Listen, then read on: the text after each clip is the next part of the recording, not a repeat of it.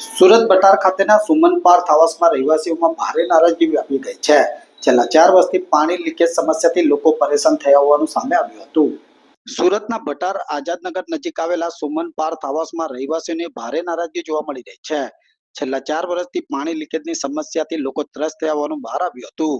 અનેક ફ્લેટમાં છત અને દિવાલોમાંથી પાણી ટપકતા રહેવાસીઓ મુશ્કેલીમાં મુકાઈ ગયા છે. પોતાના જ ફ્લેટમાં પાણી લીકેજ જોવા મળતા લોકો પરેશાની સાથે રોજિંદા જીવન પર અસર પડી રહ્યો હોવાનું જણાવ્યું હતું. બિલ્ડિંગની જર્જરિત હાલતની સલામતી સામે પણ સવાલો ઉભા થયા છે. રહેવાસીએ આક્ષેપ કર્યો હતો કે એસએમસીમાં અનેક રજૂઆતો અને ઓનલાઈન ફરિયાદો છતાં સમસ્યાનો ઉકેલ આવતો નથી. અધિકારીઓ સ્થળ મુલાકાતે આવે છે, પરંતુ કોઈ અસરકારક કાર્યવાહી ન થતી હોવાનો સ્થાનિક લોકોએ આક્ષેપ પણ કર્યો હતો. સતત લીકેજને કારણે બિલ્ડિંગને લાંબા ગાળે નુકસાન થવાની ભીતિ દર્શાવી હતી અને માંગણીઓ નહીં સંતોષાય તો રસ્તા પર ઉતરી વિરોધ પ્રદર્શન કરશે તેવી ચીમકી પણ ઉચ્ચારી હતી. જ્યારે એસએમસીની કામગીરી સામે સ્થાનિકોમાં ભારે રોષ અને નિરાશા સાથે સમગ્ર ચિતાર મીડિયાને જણાવ્યો હતો.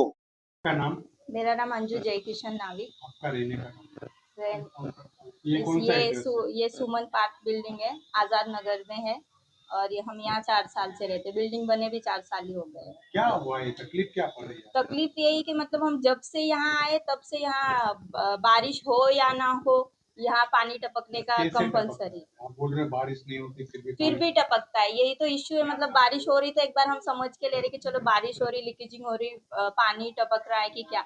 बारिश में तो होती है पर ज्यादा होती है, बट बिना मॉनसून बिना इसके भी वो लीकेजिंग होती है। अब ये कंस्ट्रक्शन का प्रॉब्लम है कि क्या प्रॉब्लम है वो हम बता नहीं सकते। किसको किसको आपने अभी तक अभी हमारे जैसे कि यहाँ सुपरवाइजर है and जो भी है यहाँ कार्यकर्ता उन लोगों से हमने बोला एंड ये सर लोग ने भी बहुत सपोर्ट किया है। ऊपर तक जहाँ एचएमसी वगैरह तक भी कंप्लेंट गई है, बट कोई हमें सपोर्ट नहीं मिला है अभी तक कितने फ्लैटों में पानी गिर रहा है? अभी तो मिनिमम इधर तो 70% फ्लैट्स में पानी टपक ही रहा है। अभी भी जाके घर घर आप टेस्टिंग भी कर सकते हो, उसमें 30% ही घर ऐसे हो गए जो थोड़े ठीक ठाक है। बाकी नीचे वाले ऊपर वाले और ऊपर वाले भी मतलब मीडियम सब जगह ही पानी टपक रहा है लगभग। किसी से भी पूछोगे तो मतलब है ही उनके घर में आपने प्रॉब्लम। कुछ एसएमसी में कंप्लेंट किए ना, जैसे कि हमारे मतलब जो सुपरवाइजर वगैरह जो यहाँ बिल्डिंग में सपोर्ट कार्य करता है उन लोगों ने कंप्लेंट भी दी है, एचएमसी में भी कंप्लेंट दी है। मतलब हमसे जो हुआ है हमने सारा किया है।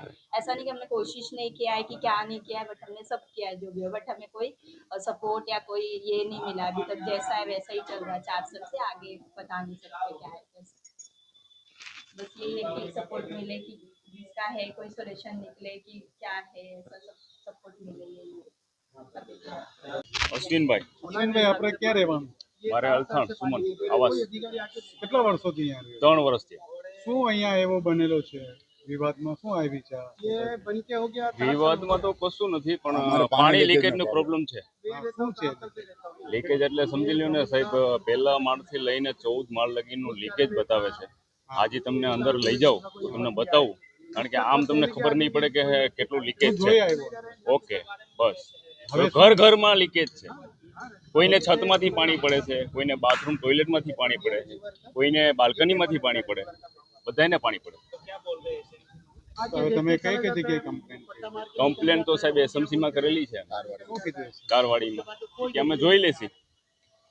અને એના થ્રુ કોઈ પણ કારીગરો પણ પ્લમ્બરો આવીને જોઈ ગયા છે, પણ એ પ્રોબ્લેમ સોલ્વ થઈ નથી. આ બિલ્ડિંગ તે બનતા કેટલા વર્ષ બનતા તો મને ખાસો ખબર નથી, પણ 3 વર્ષ તો મારા થઈ ગયા રહેવા આવ્યું.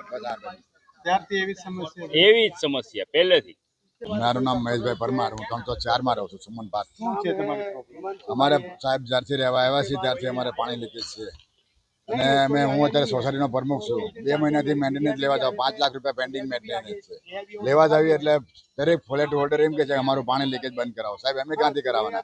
એક બાથરૂમનું રિપેરિંગનું અત્યારે 10,000નો ખર્ચ છે. 3 જગ્યાએ રિપેરિંગ કરાવી એટલે 30,000 રૂપિયા ગરીબ માણસ ક્યાંથી આપે? અને અમે હપ્તા ભરે કે પછી આ રિપેરિંગ કરાવીએ.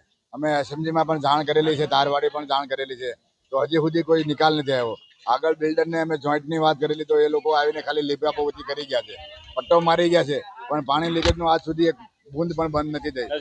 એના માટે થઈને અમે આ ફરીને અમે રિપીટ કરી રહ્યા છીએ. તમે મીડિયાની મદદ શું કામ માંગી? મીડિયાને એટલા માટે કે દરેક ઓફિસર પાસે આ ફરિયાદ જાય અમારી, અને જે લોકો લાગતા વળગતા હોય એને અમને નમ્ર વિનંતી કરી છે, સરકારને પણ નમ્ર વિનંતી કરીએ છીએ કે તમે અમારું ધ્યાન આપો. અમને ગરીબને મકાન આપ્યું છે, પણ એનો પૂરો અમને લાભ નથી મળતો. આ પાણી લીકેજના લીધે થઈને અમે હેરાન પરેશાન થઈ ગયા છીએ. તો એના માટે થઈને અમે ન્યૂઝ ટોટલ કેટલા ફ્લેટ? અમારે ટોટલ 2 બિલ્ડિંગ મળીને 300 ફ્લેટ છે. 300 ફ્લેટમાં હા, બધી જગ્યાએ આજ પંપ છે. એ બિલ્ડિંગમાં પણ અમારે એ પણ બિલ્ડિંગ અમારે એ બિલ્ડિંગમાં A1 અને A2 બે પાર્ટમાં છે, પણ એને બંનેને જોઈન્ટ કરી અને વચ્ચે તિરાડ જે છે ને એનો બહુ મોટો પ્રોબ્લેમ છે. એના હિસાબથી અમારે પાણી બહુ વધારે આવે છે અને લોકો મેન્ટેનન્સ નથી આપતા. આજે 12 મહિનાનું પેન્ડિંગ છે મેન્ટેનન્સ બધાનું. તો સાહેબ અમારે સોસાયટી ચલાવવી કઈ રીતે? એટલે જલ્દીથી જલ્દી અમને આ પાણીનું સોલ્યુશન કરી આપો. સરકારશ્રીને નમ્ર વિનંતી છે કે જે થતું હોય તે લાગતા વળગતાને તમે ફોન કરો, જે કરો તે, પણ અમને આ પાણીનું સોલ્યુશન કરી આપો.